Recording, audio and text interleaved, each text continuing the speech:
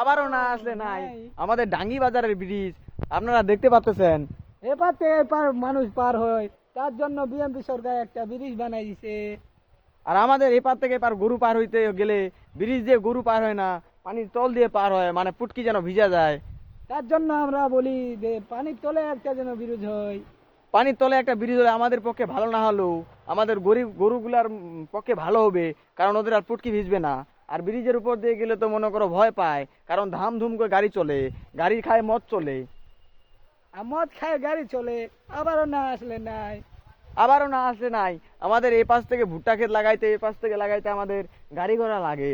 সেজন্য আমাদের এই পাশ দিয়ে একটা পানি জাহাজ বানিয়ে দিতে হবে, না হলে পানির তল দিয়ে একটা পুল বানিয়ে দিতে হবে, যেন আমরা কষ্ট করে না ব্রিজের উপর দিয়ে যাই। বিএমপি সরকারের কাছে আমাদের এটাই দাবি।